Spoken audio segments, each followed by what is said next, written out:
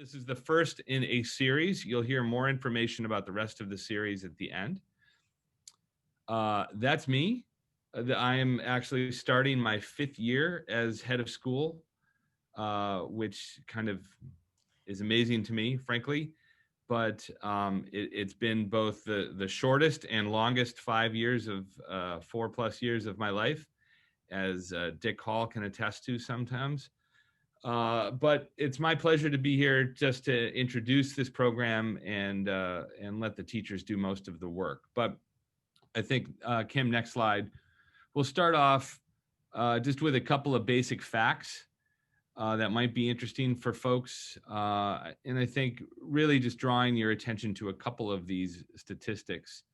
525 students total, which is about where we've been for my time here, somewhere between 525 and 535 most years. We are particularly excited to note that the expanse and geographic and demographic spread of the school has continued to grow. 30% of those 525 students are students of color this year. From 27 suburbs and Chicago, and there's actually 38 zip codes represented in the school community these days, which I think is a great testament to our teachers. Also, I think I would bring your attention to the bottom line. 20% of our student body is on some sort of financial aid to attend North Shore.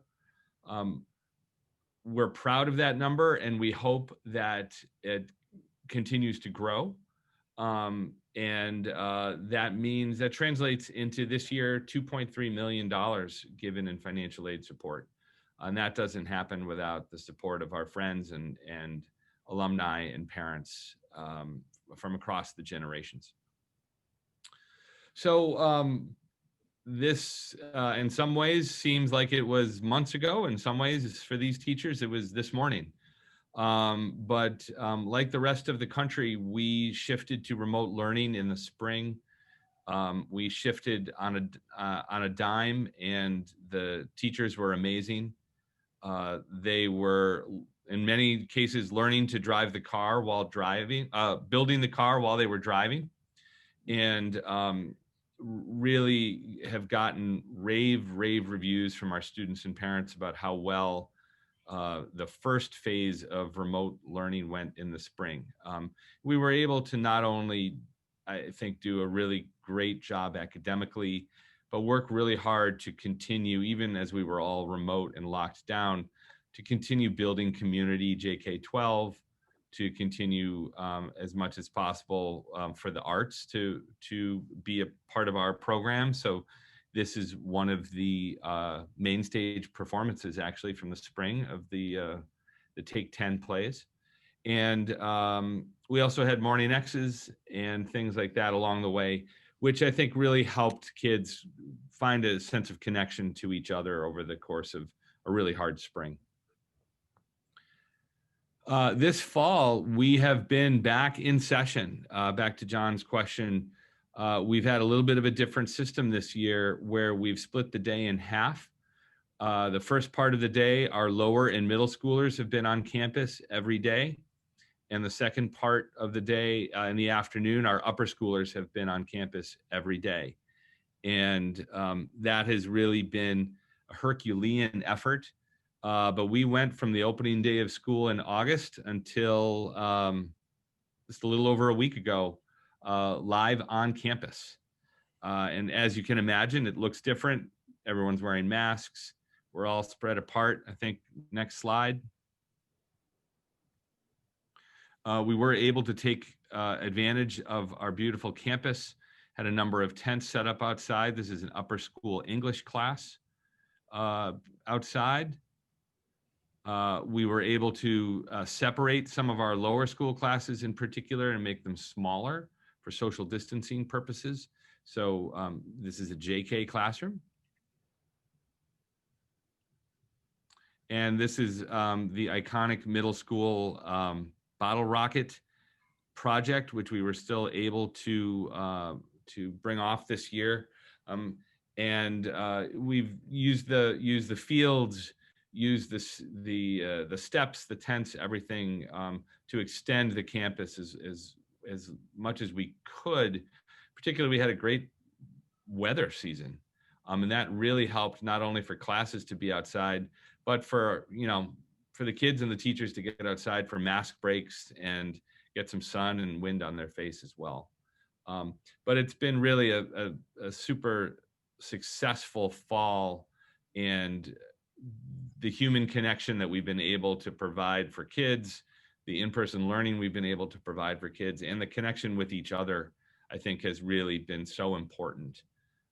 We have not taken for granted how blessed we've been to be able to be in school all fall. And as we've done that, this is, hopefully we've got generations of students who are on this call. Hopefully this looks very familiar, even if the language is different. As we talk about the way that we do teaching and learning here at school, these are the core themes that run JK through 12. Connecting, challenging, engaging, and exploring. You're going to hear about all of those things in different divisions, in different disciplines from the teachers who are on the call. But the things that have always been hallmarks of a North Shore education are here. They are alive and well when we are in a hybrid situation, when we are in a remote situation. And that's very important to us. Kids are still active participants in their learning. They are continuing to explore. The teachers have managed to challenge them in myriad ways, from March forward, just as they always have, and this fall as well. And it's built, as always at North Shore, on the relationships amongst the students and the relationships between the teachers and the students. And you'll hear a lot about all of those things. Let's go to the next slide. So what does that look like? These are the things that you all are used to from your time here, including and never forgetting live and serve is one of our organizing principles. I think as we speak, my family is packing some Christmas gifts for the annual drive for the Northwestern Settlement House, which is one of our key live and serve moments over the course of the year. But you'll see even throughout the slides that are about to come about, our teachers have worked incredibly hard to bring service and service learning into their classrooms. And that's, I think that's a new innovation in many ways for us. Finally, to finish the story in temporal arc here, we started back again on Monday in a brief period, we hope, of remote learning once again. We had a very successful fall. We were lucky to have only a few cases of coronavirus in our school and no spread within our school. But with the challenges of winter, the surge in cases across the country, and the realities of travel over the holiday season, we're taking a little break. It's not as much of a break for teachers, who will tell you that teaching remotely is not a break from anything. It's hard work and it's different teaching. But we have pivoted for these few weeks until the middle of January, when we hope that we will be able to come back live in person again and continue with all of these features you see here. Next slide, Kim. So then my pleasure is to hand it off to Dr. Annie Collins, who you can see her bio here, and will bring us through some of the latest developments in the science department. All right. Hello, everyone. I'm so grateful to be here, and I'm obviously very grateful to our community that extends well beyond the students and faculty and staff at our school and families at our school currently. So I am in my 10th year at North Shore, which, if Tom is reflecting on his 5 years, I'm blown away that it's been 10 for me. I serve as the JK through 12 Science Department Chair. I think it's pretty cool that North Shore flipped the Science Department on its head and has a lower school teacher as chair of the Science Department, to sort of bring a different sort of a different sort of lens to the department chairs in general. Before I came to the Chicago area 11 years ago, I was pursuing my doctorate at UC Santa Barbara, University of California, Santa Barbara. There I founded and managed a program that still exists there that partners area high schoolers with practicing university scientists and engineers in authentic research. So this idea that getting kids involved in authentic research, you'll hear about more later about what we've been able to do at North Shore. But as I wrote here, it was when I had the privilege of my one year, my tuition and fees were paid as I led the UC Santa Barbara Physics Circus. And I think it was then that I realized my true calling and my true passion and just my quirky love of working with the youngest scientists. And so I truly, truly feel so grateful to have landed the best job at North Shore. I'm sorry, Carmen and David, but I have to say my job's better. This is a classic Groundhog Day shadow puppets with first grade. You can go ahead and proceed.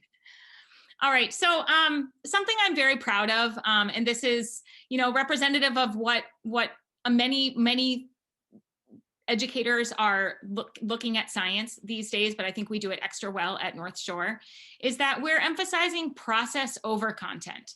Note that I didn't say process instead of content. We are still, competing with some pretty rock star school districts in our area. So we're pretty married to the core disciplines, especially in our upper school of physics, biology, and chemistry.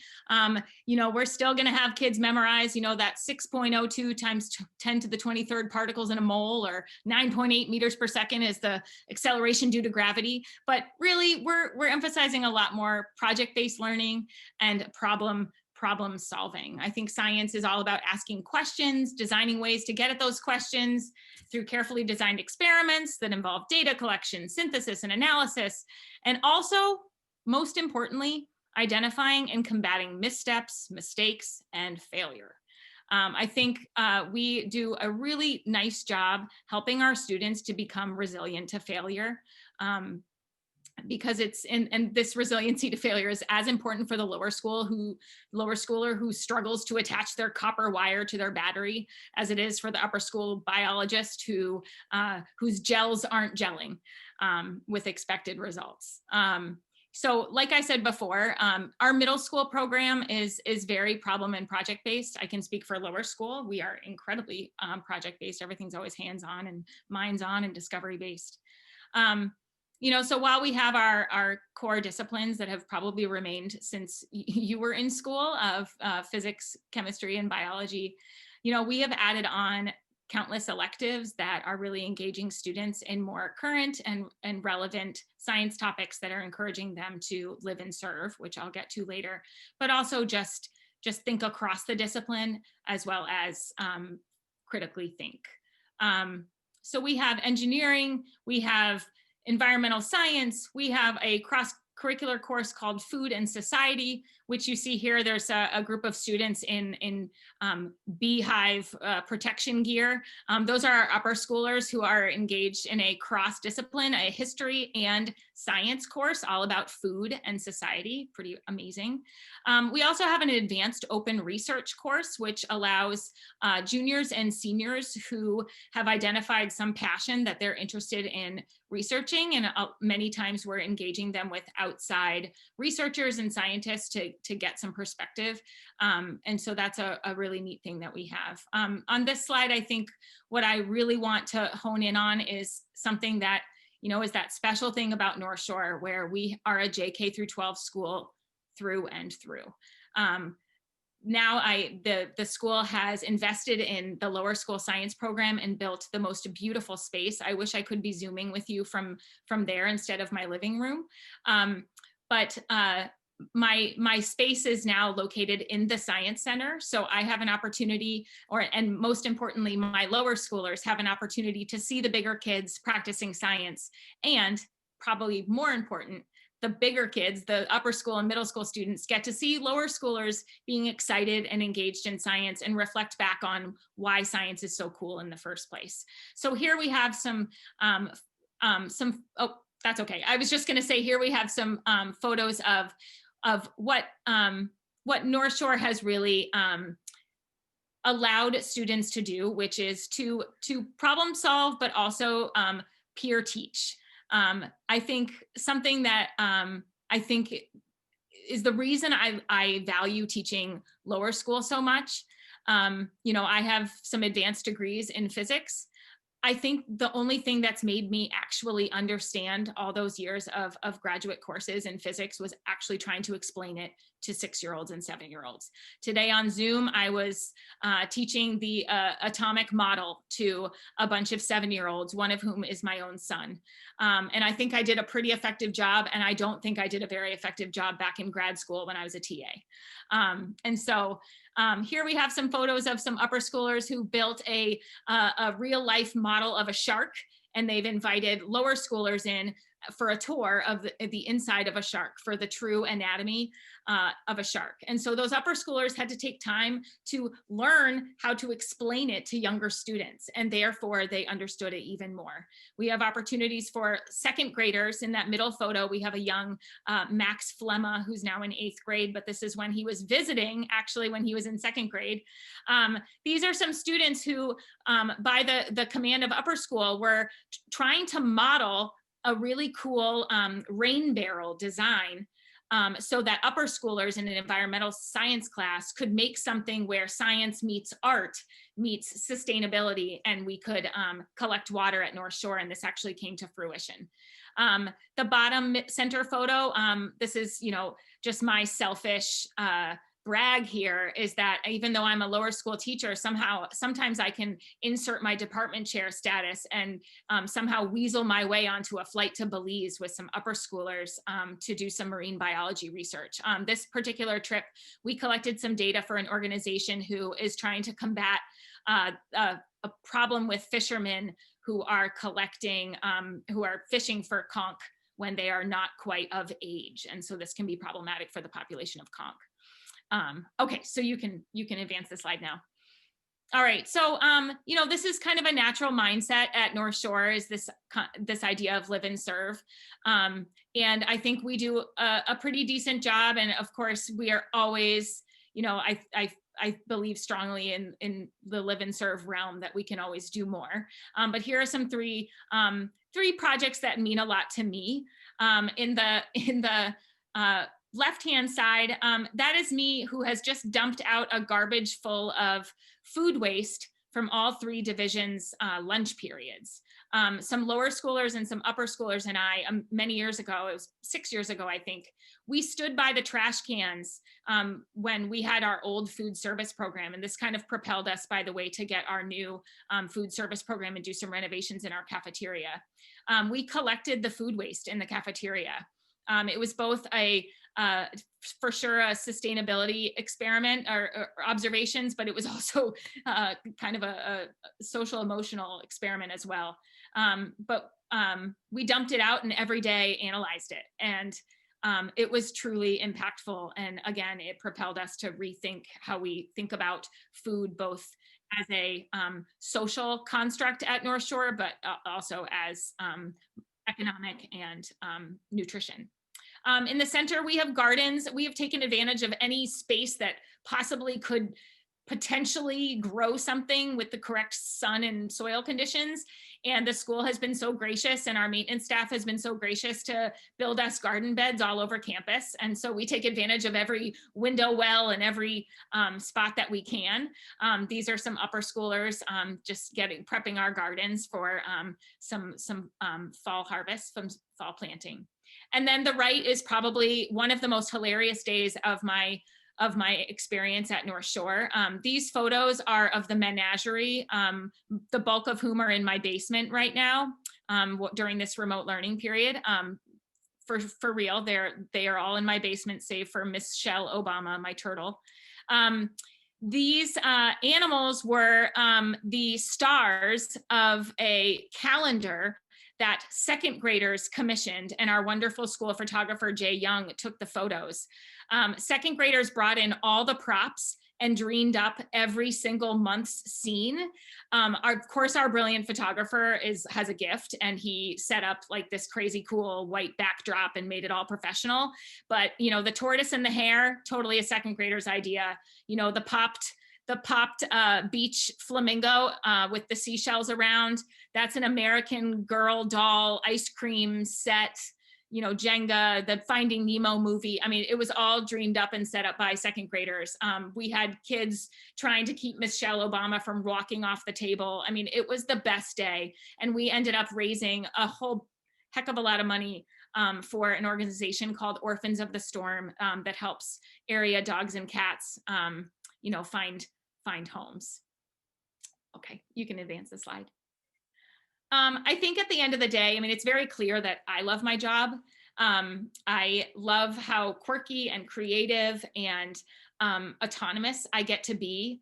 But most of all, what I care about most is I have a whole bunch of lower schoolers who really do love science, and that has not that much to do with me. It just has to do with the nature of kids and their natural curiosity and natural willingness to imagine and ask questions.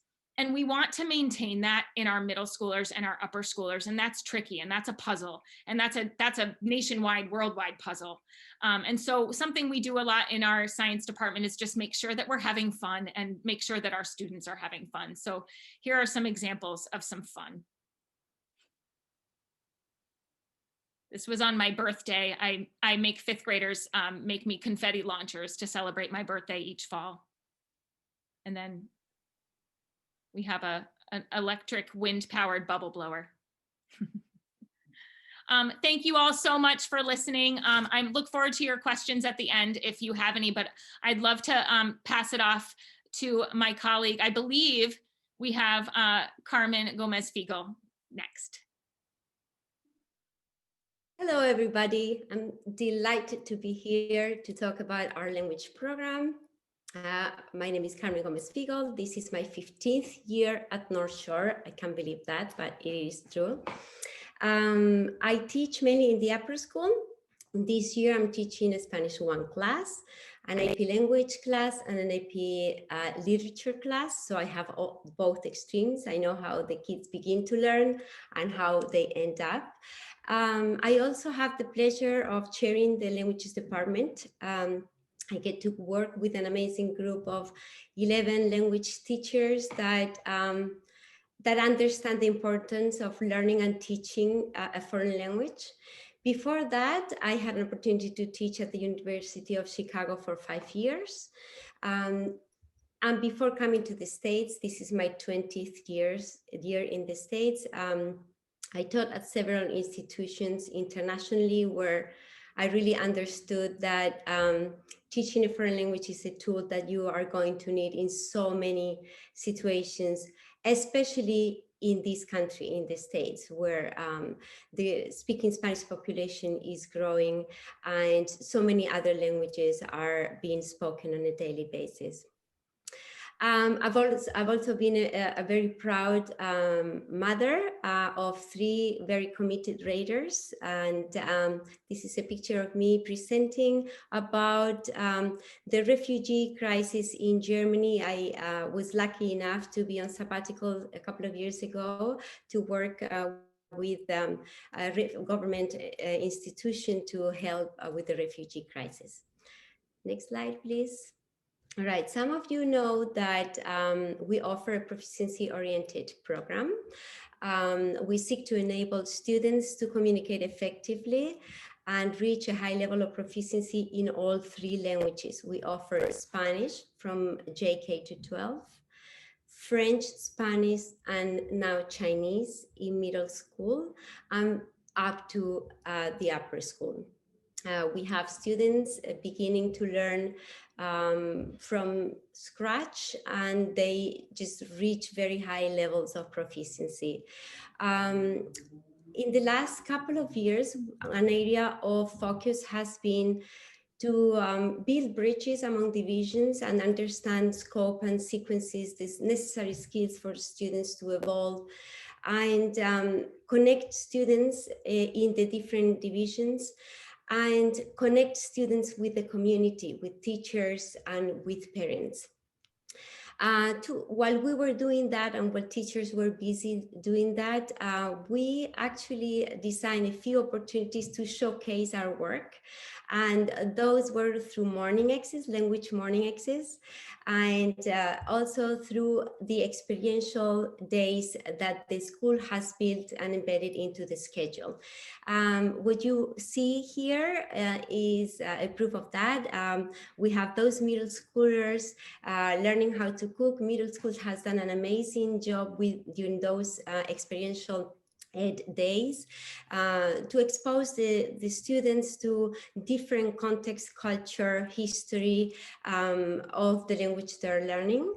And you also see the Hilda's Place empanadas that Profe Centomo baked and brought to Hilda's Place as a soup kitchen that the school is collaborating with on a monthly basis. And what you have in the middle is a little video of the JKers singing in their Spanish class.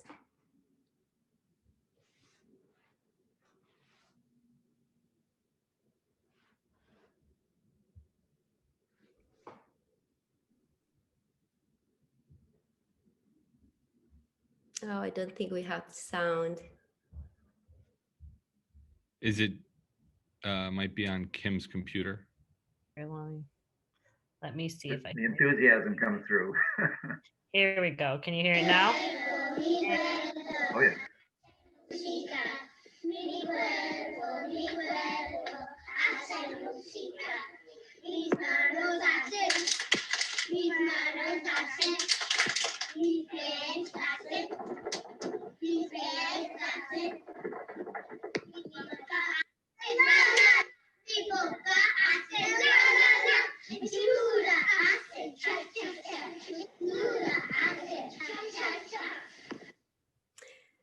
Okay, thank you. Next slide, please.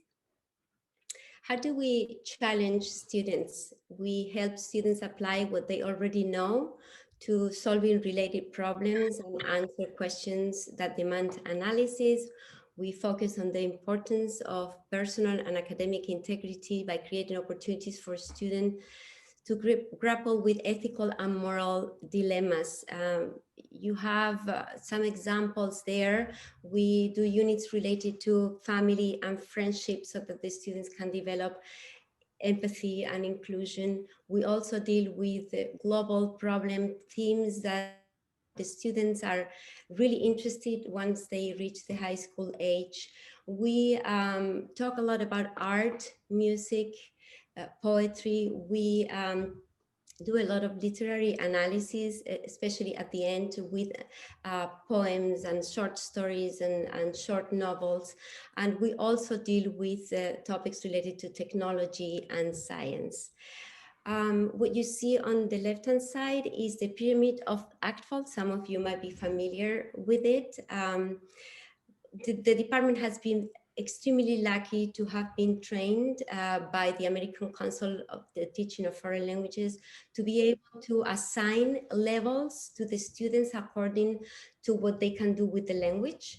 And it has been an amazing challenge to be able to find a common language, find a common methodology, and find a way to interview all our upper school students at the end of the year for us to have a sense of how much they are learning and evolving. And what you see there is the levels that we assign. And for me as a teacher, it's wonderful to see how some of our students begin in that novice level with being able to just name lists of parts of the house, clothes or shops, and see that at the end, they are in that advanced range where they are able to narrate in the past, make hypotheses, talk about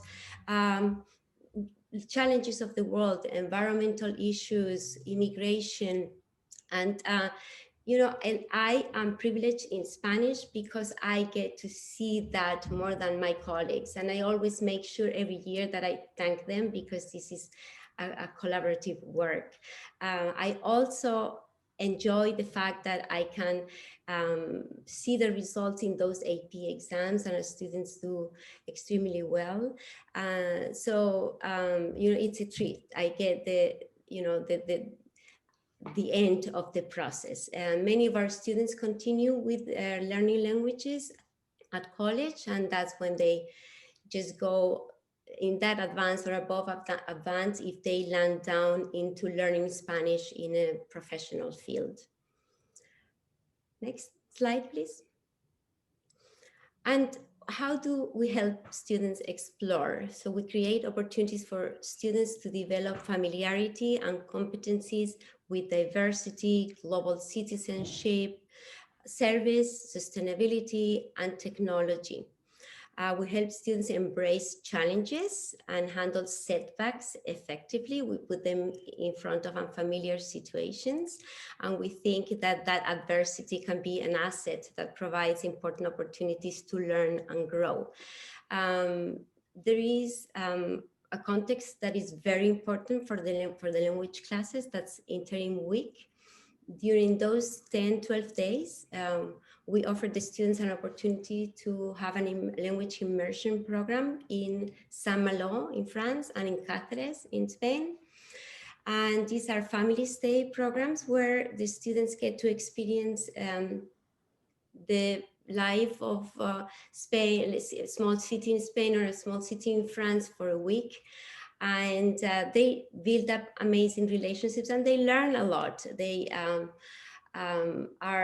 it's not always easy. They're facing, something really new. Sometimes the values of these families might not be the same as the ones our kids want, but they come back and they love it. They have experienced something new. And in addition to these two programs, we also offer a trip to China every other year. Unfortunately, we had to cancel that last summer because of COVID. And we also had to, postpone something that was going to be fantastic for us. The group of Spanish students that wait for us in Spain was going to come in the spring, but it doesn't matter. We will make it happen soon.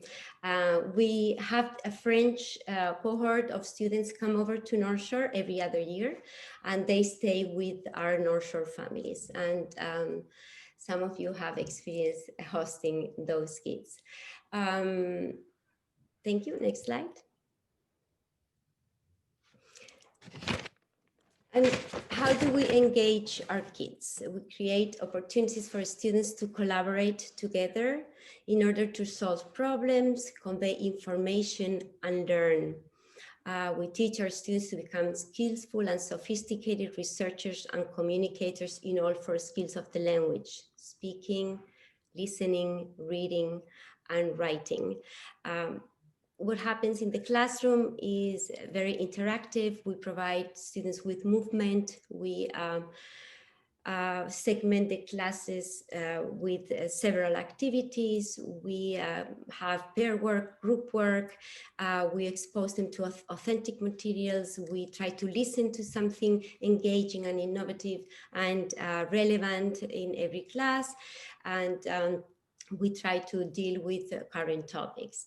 That has changed a little bit with the hybrid and remote. You have two examples in those two photographs. The one on the right-hand side is Professor Thomas' class, where she has been teaching remote in the fall. And you can see Patricio, who is her sub-teacher and who has been instrumental for the success of that class. He also speaks Spanish, so he can facilitate and help Professor Tomo teach her classes. And students continue to be engaged. That warm-up session, socially distanced warm-up, where students are still able to practice and develop those skills. On the left-hand side, you have a Zoom class from last spring. That's Madame McKenna and her French 3 class. She shared with me this activity, and I read as part of her email. She says, here is something we had fun today on Zoom in our French 3 class. The name of the activity is Hat Day.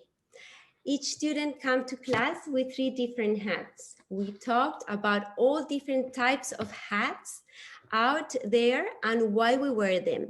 Lots of good vocabulary and practice conversation there. We watched and studied a video about traditional hat making in France and what's involved in making your own hat. We talked about which hats were more popular during each historical period and why. We learned a ton. For me, Madame McKenna says, this was a good example of a plus thanks to remote learning. As you know, students are not allowed to wear hats at school. So they were very eager and engaged. And I would never have thought about creating a lesson about traditions that making and its relation to social history, and it was fascinating. So that's me for now. I'm going to pass this to Mr. Grossman, and I will be very happy to answer questions at the end. Great. Thank you so much, Carmen. And thank you everyone for joining us tonight. It's a real pleasure to be here and to have the opportunity to share with all of you a bit about what we're doing in North Shore. And specifically, I'll be able to talk a little bit about what's been happening in the English department. Just a little bit about me. This is my 6th year teaching at North Shore, and I serve as the English department head. And I currently teach English 9 and AP English Literature and Composition. So like Carmen, I'm sort of seeing students both at 9th grade and at the end of their experience. And I've taught independent studies and creative writing, English 10 and English 12. I used to work at Chicago Public School, and then I practiced law for 10 years before teaching. I have 2 sons who are currently at North Shore, and I think the video, Carmen, of the children dancing, I think I saw Ezra in there. Yes. My son Ezra is in 4th grade, and my son Arlo is in 1st grade. And like some of you, perhaps, I have dogs and enjoy spending time with my family and all sorts of other pursuits.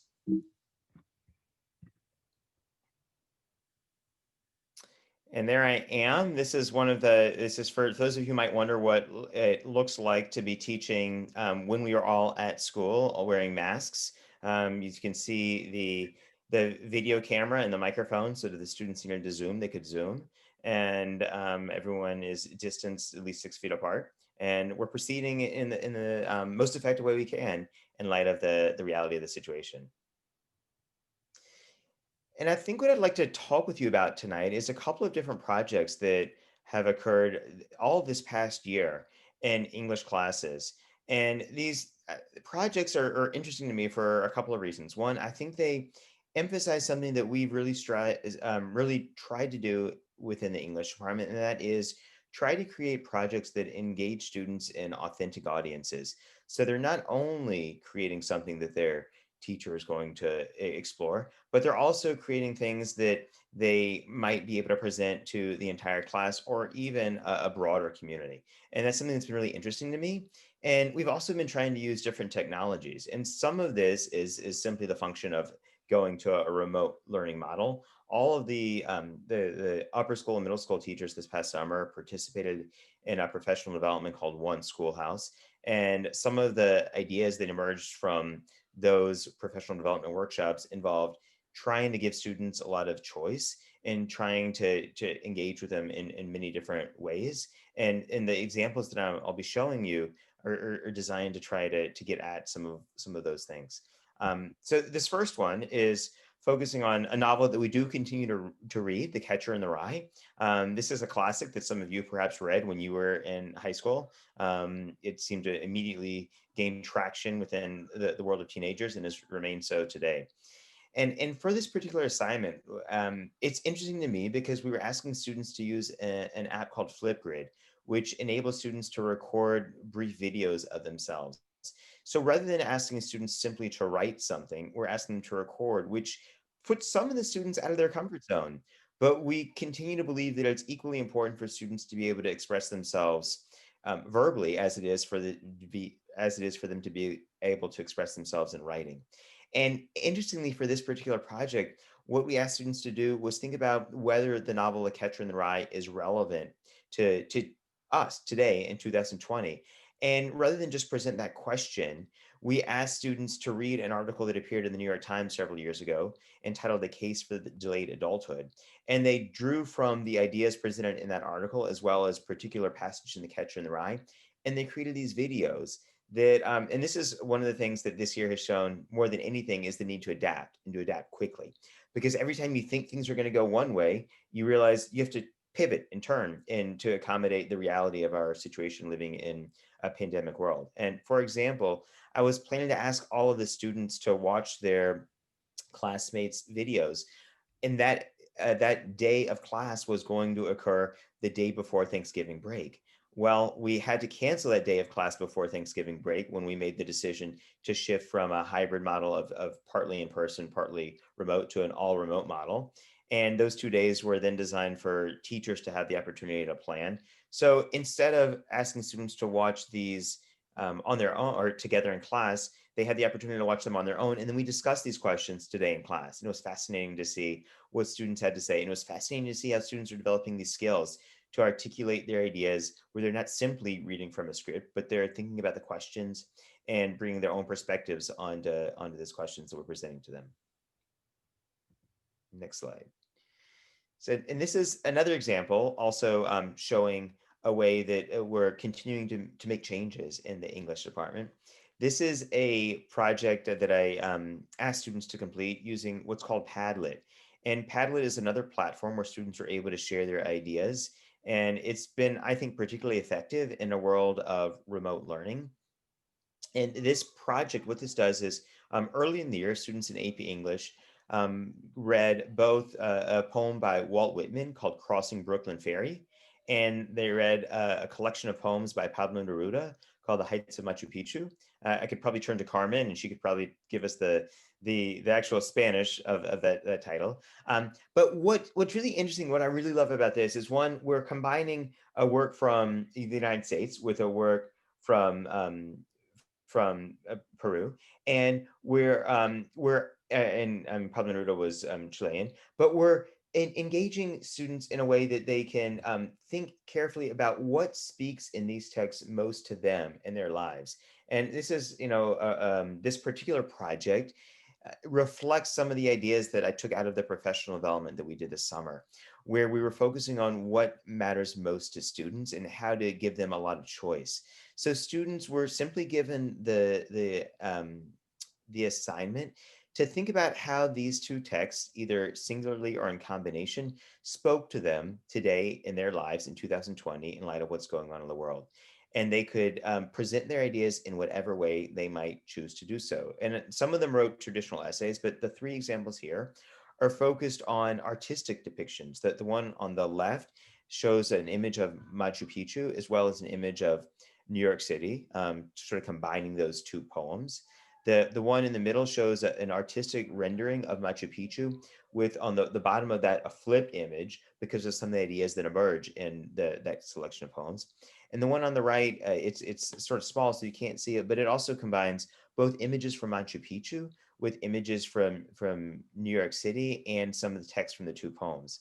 And I must say, like, one of the things that was really fascinating for me was to see how deeply the students engaged with this and how they brought their own interests and their own desires into the classroom. And two things particularly are worth mentioning, I think, with respect to this assignment and others.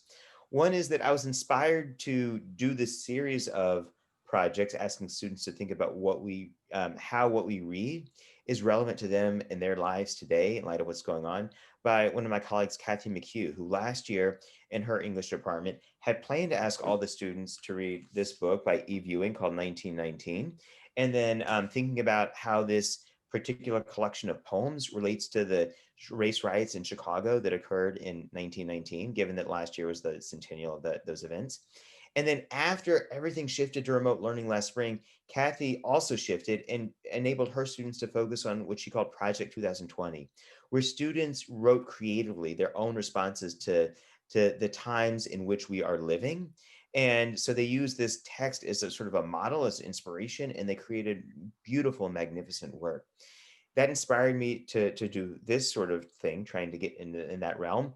And then interestingly, some of the students focused on ideas that emerge in Pablo Neruda, especially about thinking about those who came before us who are unrecognized, and thought about the Native Americans who were on the very land where North Shore Country Day School now stands.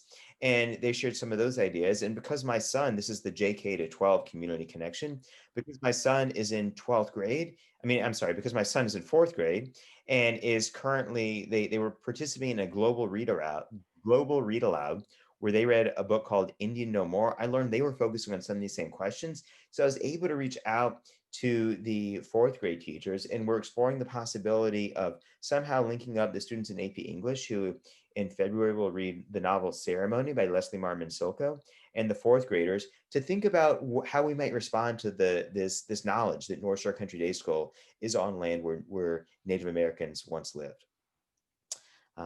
Next slide. And then finally, the idea, I suppose, of continuing to think about not only our own community, but like expanding outwards. A research project that 9th grade students do. We've shifted over the past couple of years to focus on thinking about individuals in history who have been overlooked during their lifetime for one reason or another, most often because of their gender or their race or their sexual orientation or their political affiliation or their religion. And we're using a series of obituaries that the New York Times created.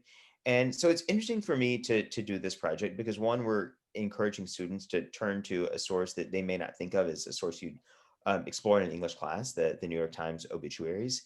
And we're asking them to think very critically about why are certain stories told? Why are certain stories not told? What does that say about us, about our society? And how might things change? How might the stories that are told today be similar to and different from the stories that were told 50 years ago, 100 years ago, 1,000 years ago? So that's been really interesting. And another interesting thing that I feel like this slide is designed to reveal is that initially last year, we asked students to write a paper on what they learned. So they chose someone from this list of obituaries and they focused on who was that person, what did that person accomplish, and why was that person overlooked? What factors led to that person being overlooked? This year, because of time crunches and because of the reality again of teaching in the realm of the coronavirus, we've had to shift and modify and pivot once more. So instead of asking students to write a paper, we're asking them to create a poster and then write a reflection on what they've learned. And ultimately, we're going to create a means to collect these posters and create some sort of a method to make these visible, not only to the students in the English classes in 9th grade, but hopefully to the entire upper school. So again, part of it is the idea of expanding the audience. So students aren't simply presenting something for their teacher, nor are they simply presenting something for the students in their own class, but something for our broader community, which is really exciting for me. So that sort of gives you a taste, I suppose, of some things that have been occurring within the English department. And I look forward to any questions you might have. And again, wanted to thank you for having us here tonight.